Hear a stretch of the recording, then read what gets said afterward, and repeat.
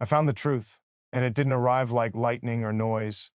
It came quietly. It came through love, through loss, through moments where I was forced to sit with myself and really listen. The truth isn't something you conquer, it's something you recognize.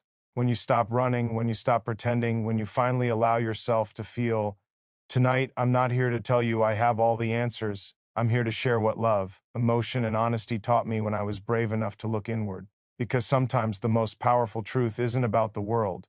It's about who you are when no one is watching. I found the truth, and it didn't feel like victory. It didn't arrive with applause or certainty. It came slowly through moments I didn't plan for, moments I tried to avoid, moments where love felt heavy and emotions refused to stay quiet. The truth didn't show itself when I was strong. It appeared when I was tired of pretending that I was.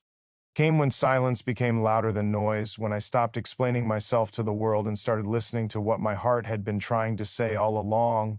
For a long time, I believed the truth was something outside of me, something to chase, something to earn. I thought if I loved hard enough, worked long enough, survived enough pain, I'd reach a place where everything finally made sense. But life doesn't work like that. Love doesn't work like that. The truth doesn't reward effort, it responds to honesty. And honesty usually shows up when you're stripped of your defenses, when your plans fall apart, when the story you told yourself no longer fits the person you're becoming. Love taught me that, not the easy kind, not the kind that feels safe all the time. I mean the kind of love that challenges you, the kind that exposes your fears, the kind that asks you to stay present when running away would hurt less than the moment. Love has a way of holding up a mirror and not letting you look away. It shows you where you're guarded, where you're afraid, where you've confused control with care and attachment with devotion.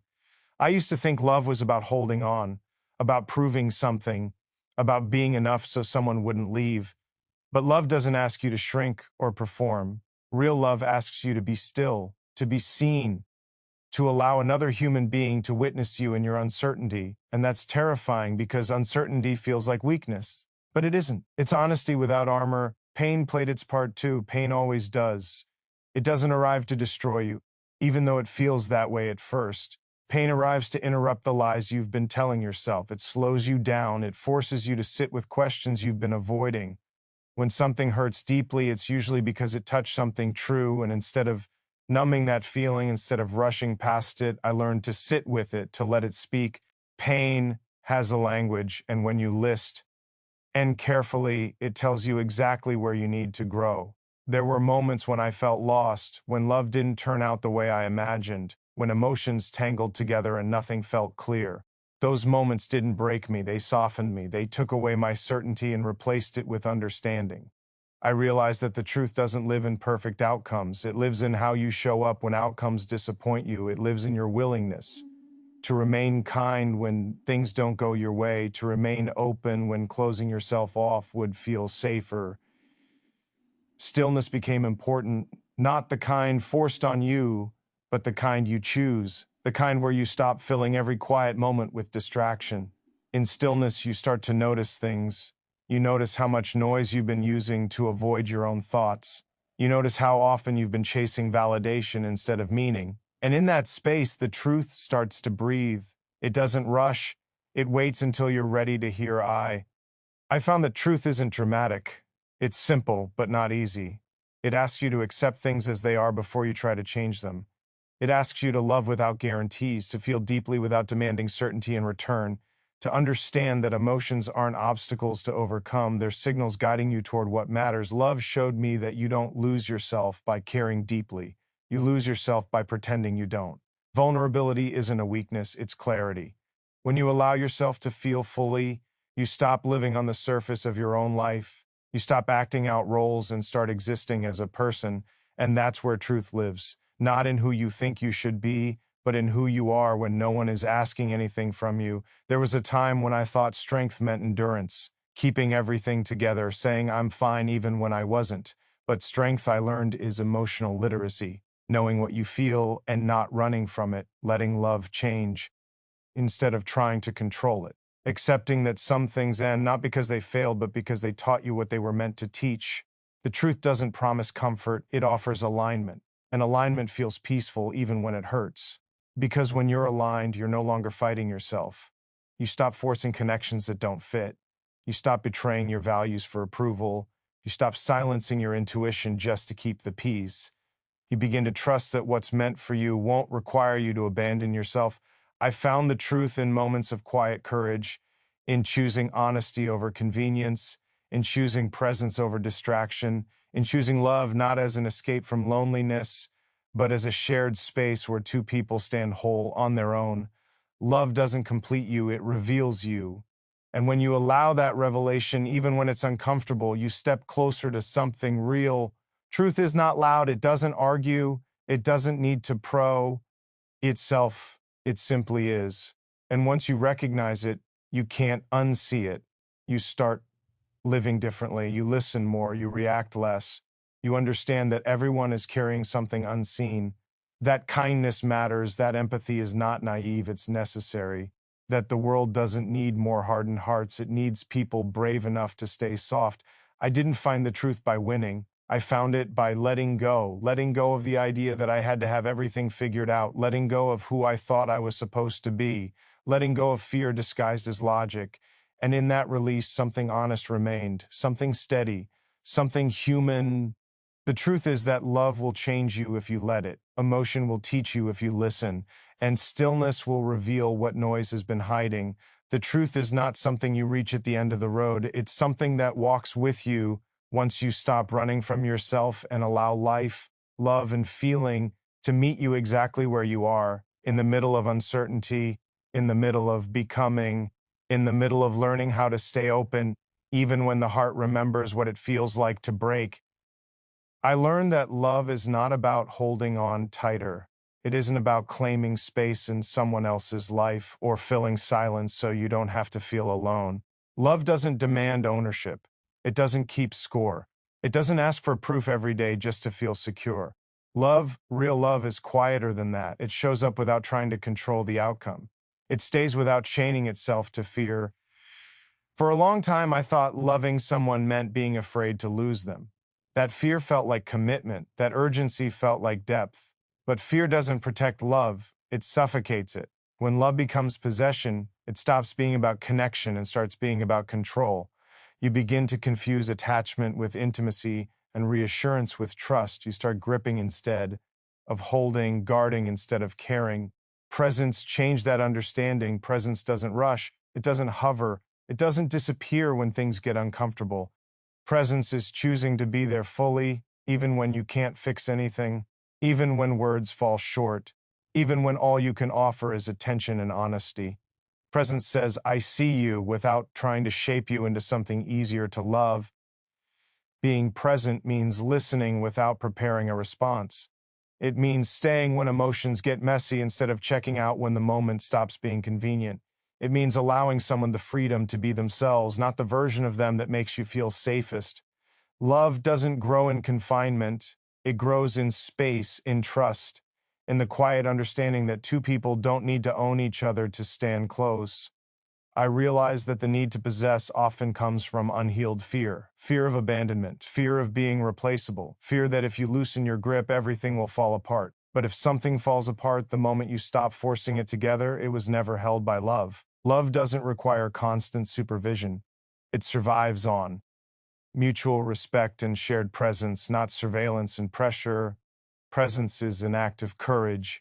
It means you don't use distraction as a shield. You don't hide behind your phone, your work, your ego. You sit in the moment as it is. You allow silence to exist without filling it.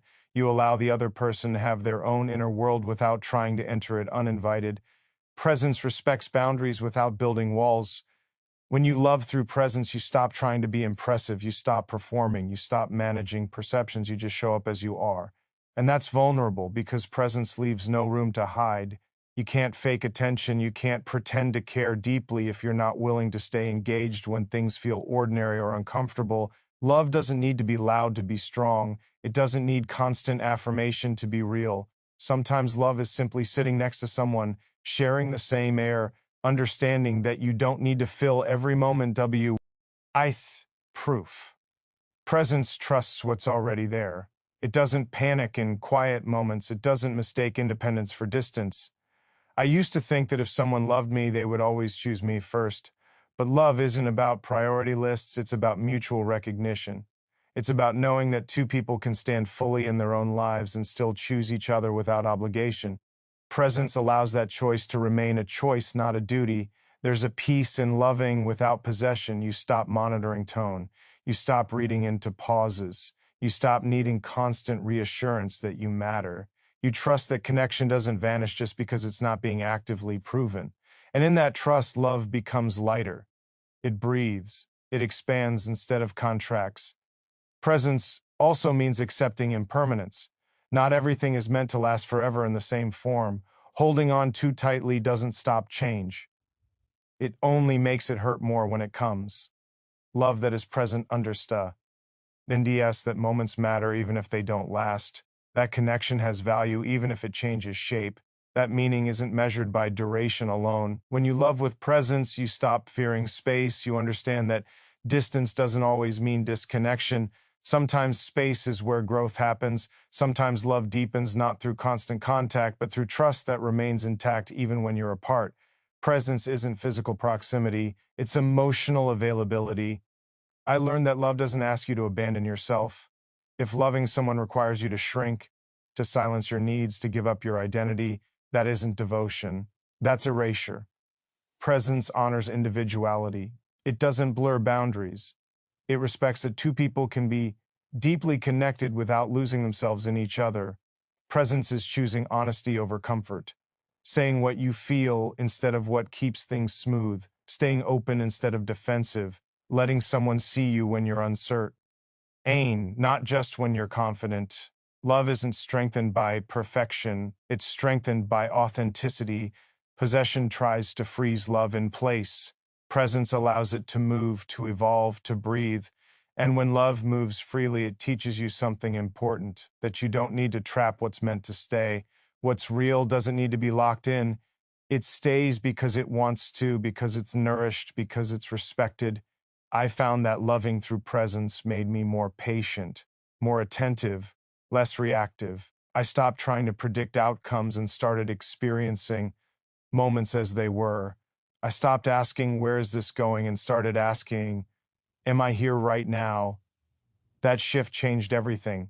Love is not a thing you own, it's a space you enter. And presence is how you remain there, grounded, attentive, open, without fear turning connection into control, without insecurity turning care into confinement, without forgetting that love is at its strongest when it is enough to stay, free enough to leave, and honest enough to be real in every shared moment. I learned that emotional honesty is not something you stumble into by accident. It's a decision, a quiet one, a difficult one. It's choosing to stop hiding behind strength that isn't real and start standing in feelings that don't always feel safe. Emotional honesty asks you to lower your guard without knowing who might see what's underneath. And that takes more courage than silence ever did. For a long time, I believed strength meant control, keeping emotions contained, managing reactions, not letting anything slip. I thought if I stayed composed, untouched, unaffected, I would be safe. But that kind of strength is brittle. It cracks under pressure because emotions don't disappear when you ignore them. They wait, they settle deeper, they shape your decisions from the shadows when you refuse to acknowledge them in the light. Being emotionally honest means admitting when something hurts instead of pretending it doesn't matter. It means saying you're afraid without apologizing for it. It means recognizing joy without downplaying it, sadness without rushing to fix it, love without disguising it as indifference. Emotional honesty isn't dramatic, it's precise. It tells the truth without exaggeration and without denial. There's a risk in that honesty. When you reveal what you feel, you give up control over how it's received. You can't manage the response. You can't guarantee understanding. And that uncertainty scares people. It's easier to stay guarded, to speak in half-truths, to keep emotions vague and distant. But distance doesn't protect you, it isolates you. I learned that the bravest thing you can say is how you actually feel, not how you think you should feel, not what sounds reasonable, not what keeps the peace.